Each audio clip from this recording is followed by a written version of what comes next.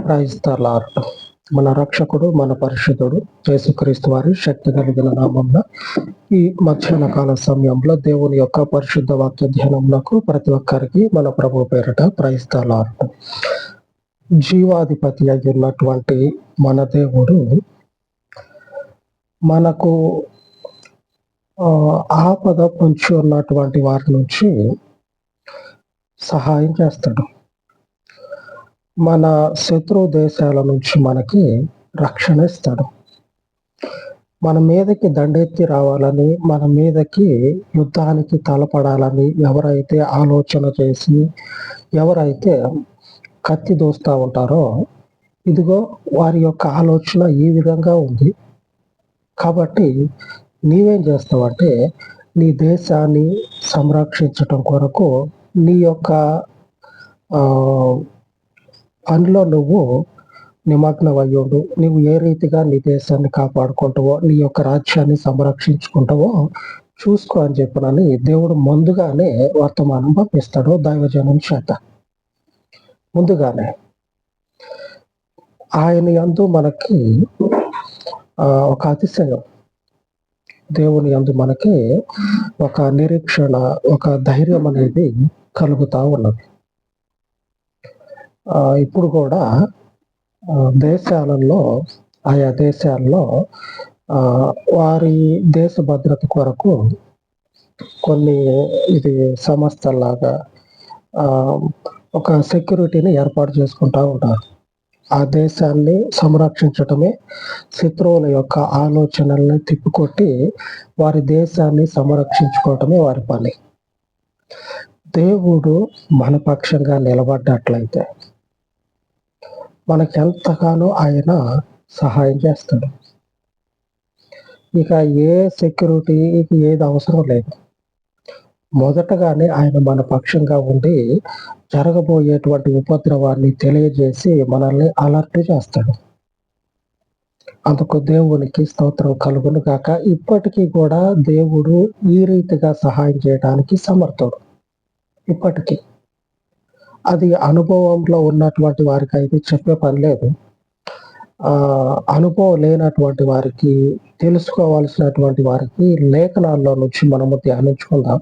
ఎందుకంటే ఆయన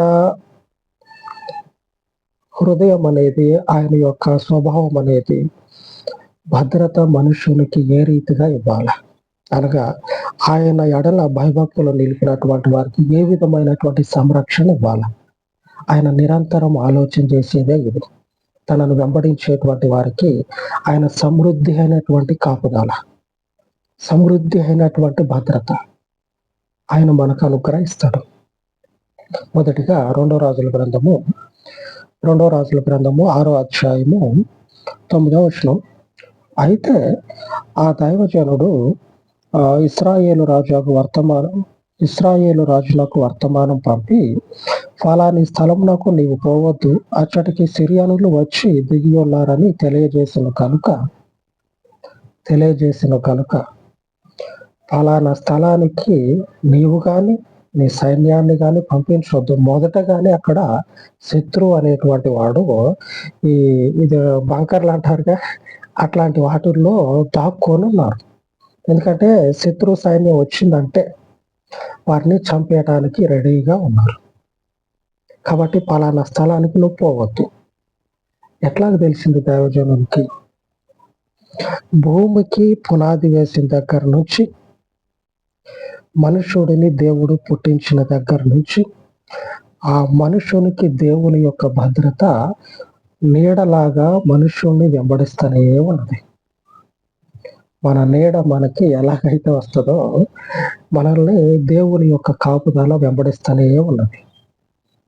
దేవునికి స్తోత్రం కలుగును గాక. దేవుని నామానికి మహిమ కలుగును గాక. ఆయన యొక్క మార్గంలో, ఆయన ప్రజలంగా మనము నిర్ణయించబడినటువంటి వారమైతే ఆ భద్రత మనకు అనుగ్రహించబడుతుంది. కనుక ఆయన యొక్క ప్రజలలోనే, ఆయన యొక్క మార్గంలోనే నిలిచి ఉండటం మనకి అన్ని విధాల శ్రేయస్కరం. అన్ని విధాల ఆయన భద్రత మనకు అనుగ్రహించబడుతుంది. దేవుడు తన ప్రజలను ఎన్నడూ కూడా అపాయంలో పడేసి చూస్తా ఉండే దేవుడు కాదు. మొదటగానే అపాయాన్ని వారికి దేవుడు తెలియజేస్తా ఉన్నాడు. పలానా స్థలానికి నువ్వు పోవద్దు.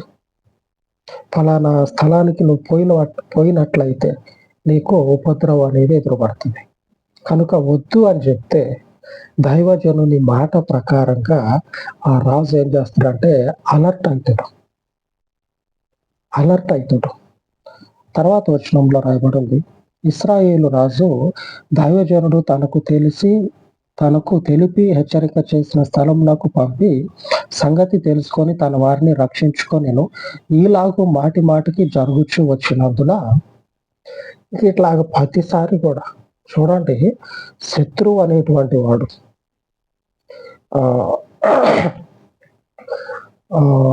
ఈ లోకంలో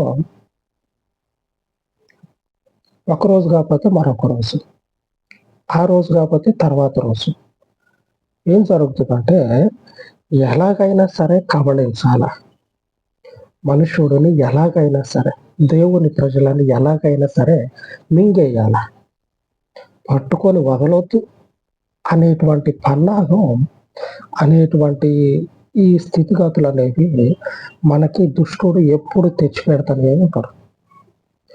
దైవజనుడు ఒకసారి చెప్పాడు, సరే దైవజనుడు కదా, దేవునికి విలువ ఇచ్చి దేవుని సేవకుడు కదా అని మాట విని ఏం చేసినట్టే అసలు నిజమే కాదా, మనకి దైవజనుడు చెప్పిన నిజమే కాదా అని చెప్పినని కొద్దిమందిని పంపిస్తే సంగతి నిజమే.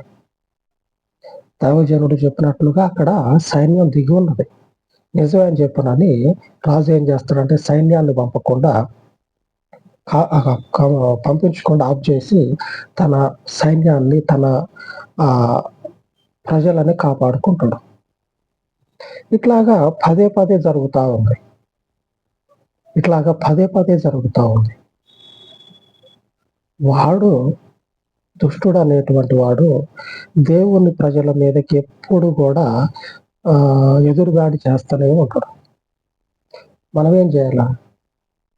ఎప్పుడు కూడా దేవుని యొక్క ముఖాన్ని, ఆయన యొక్క మార్గాన్ని విడవకుండా ఆ మార్గంలోనే ఆయనను చూస్తూ ఆయనను వెంబడించాలి.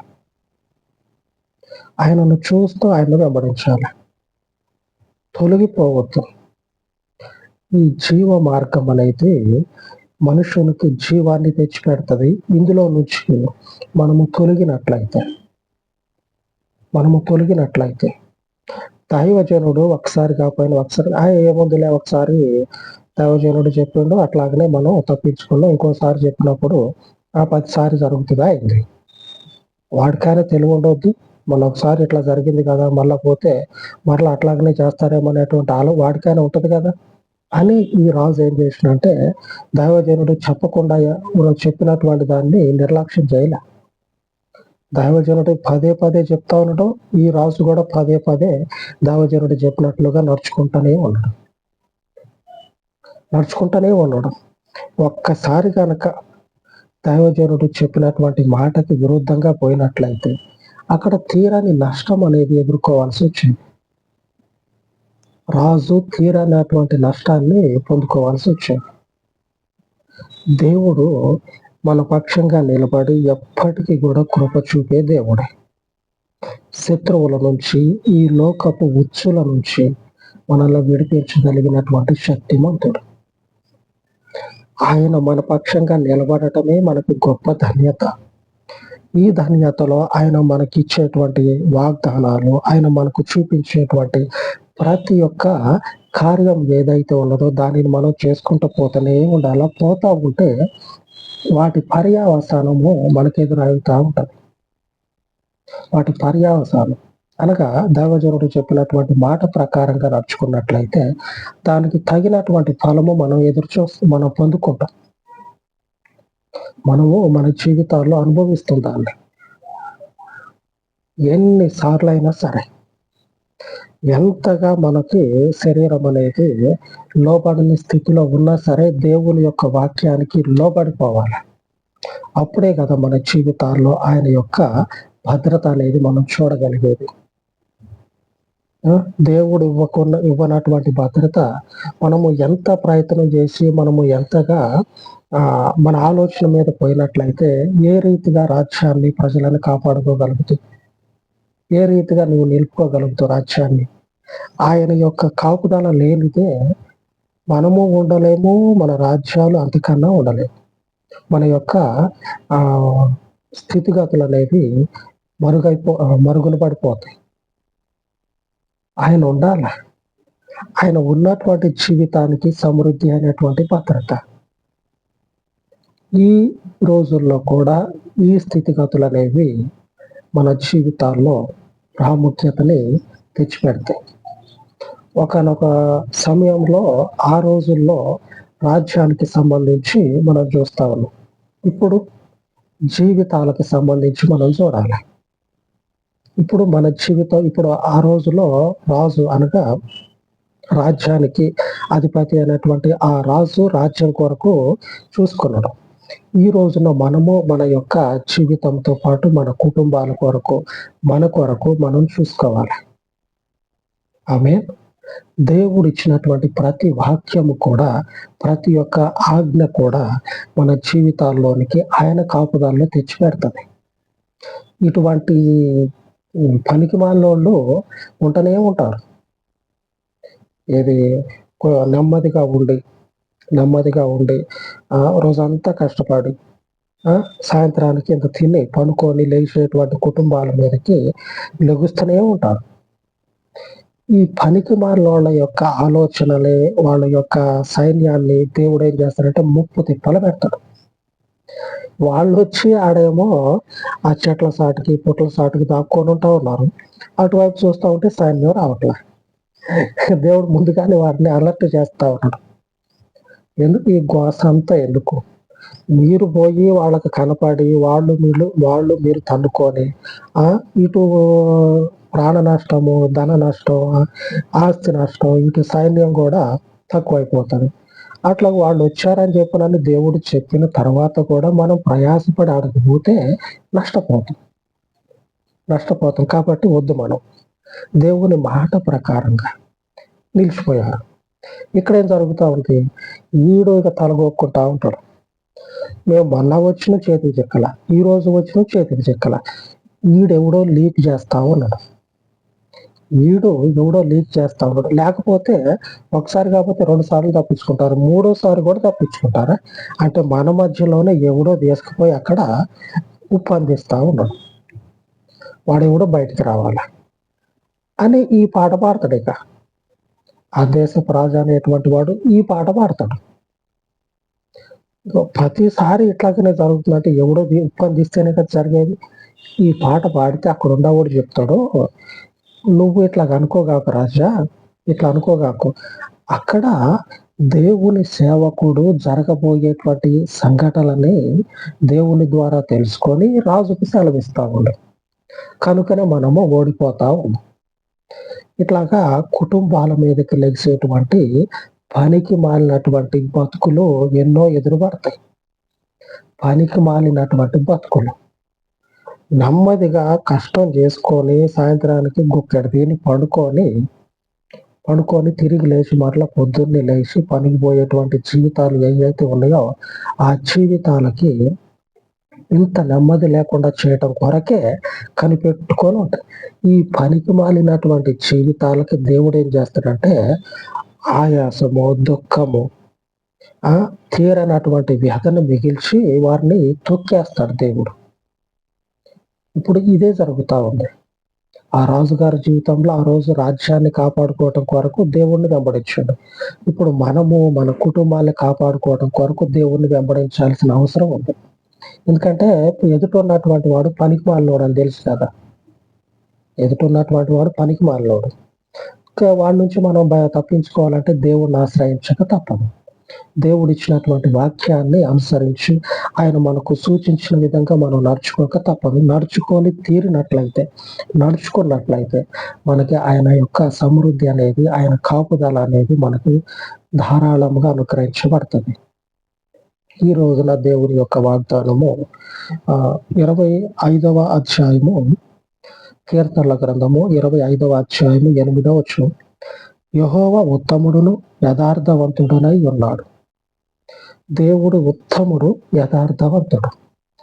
జరిగేటువంటి సమస్యలని, జరిగేటువంటి బయటపడనటువంటి గూఢార్థాలని, బయటపడనటువంటి మర్మాలను బయటపెట్టి తన యథార్థతని తన ప్రజలకు దేవుడు తెలియజేసుకుంటా ఉన్నాడు. నన్ను వెంబడించవచ్చు, మీరు నమ్ముకున్నట్లుగా యథార్థంగానే నేను మీకుంటా, నన్ను వెంబడించవచ్చు అని దేవుడు సెలవిస్తా ఉన్నాడు వాక్యము ద్వారా. ఆయన ఉత్తముడు, ఏ దుర్నీతి, ఏ అవినీతి లేదు. యథార్థవంతుడు, ఉన్నది ఉన్నట్లుగా తెలియజేసి ఆయన వెంబడి మనము నడిచేటట్లుగా తనని తాను యథార్థవంతుడుగా స్థాపించుకునే దేవుడు. కనపడట్లా లేఖనంలో రాజు తన రాజ్యాన్ని కాపాడుకుంటా ఉన్నాడు. అవతల ఉన్నటువంటి వాడేమో అటు సైన్యము చేత, రాజ్యంలో ఉన్నటువంటి అధికారుల చేత నానా మాటలు పడాల్సి వస్తా ఉంది.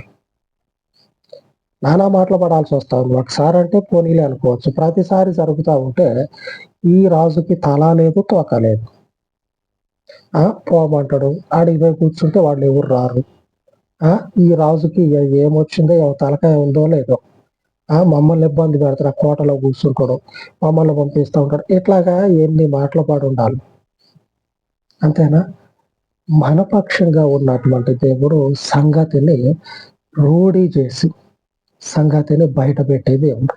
అవును, ఇదే ఖచ్చితం అని దేవుడు చెప్పినటువంటి మాట తప్పక నెరవేరుతుంది. ఈ ఇశ్రాయేలు రాజు కొద్దిమంది పంపించి నిజమా కాదా అని ఎట్లా తెలుసుకున్నాడు? దేవుడు చెప్తుంది నిజమే, యథార్థవంతుడు ఆయన. ఆయనకు స్తోత్రం కలుగును గాక. ఆ యథార్థవంతునికి ప్రార్థించుకుందాం. మహోన్నతుడా, కృప కలిగిన తండ్రి, ఈ ఉదయకాలం మందు మీ సన్నిధిలో నాయన ప్రార్థిస్తూ ఉండగా చెప్పబడినటువంటి వాక్యమును తండ్రి నీరు కట్టి ఫలింపచేసి మీ పరిశుద్ధతను బట్టి తండ్రి ప్రతి మనుషుని యొక్క ఆత్మకి, ఆ మనుషుని యొక్క కుటుంబానికి తండ్రి మీ పరలోకపు కాపుదలను అనుగ్రహించమని, ఈ లోకంలో తండ్రి దుర్నీతి పరులై ఉన్నటువంటి మనుషుల యొక్క ప్రతి ఆలోచనను, వారి యొక్క అన్నాగమును, వారి కుట్రలను ఛేదించి వారి బలమంతటిని నశింపచేయమని, నీ పరలోకపు మర్మాలను తండ్రి నీ ప్రజలకు బయలుపరిచి, ఈ లోకమందు తండ్రి నీ గొప్ప సంరక్షణలో నీ యొక్క స్వాస్థ్యాన్ని, నీ కుటుంబాలను మీ చేతి నీడలో సంరక్షించి అనుదినము తండ్రి మీ గొప్ప కావలిలో వర్తిల్లచేయమని, సమస్త ఘనతను మీరు తెచ్చుకొనమని, యథార్థవంతుడు అయినటువంటి నీ యందు తండ్రి మా యొక్క నిరీక్షణ, మా విశ్వాసము వ్యర్థముగా పోనీయక సత్య స్వరూపు అయినటువంటి మీ పరలోకపు నామమును బట్టి మా పక్షముగా నిలిచి మాకు మీ కృపను స్థిరపరిచి మీ కాపుదలలో వర్తిల్లచేయమని మా రక్షకుడైన యేసుక్రీస్తు మహిమ కలిగిన నామమున ప్రార్థించి వేడుకొనుచున్నాను తండ్రి. ఆమేన్, ఆమేన్. సర్వోన్నతుడయ్యున్న మన ప్రభు కృప నిత్యము మనకు తోడయ్యుండును గాక. ఆమేన్, ఆమేన్.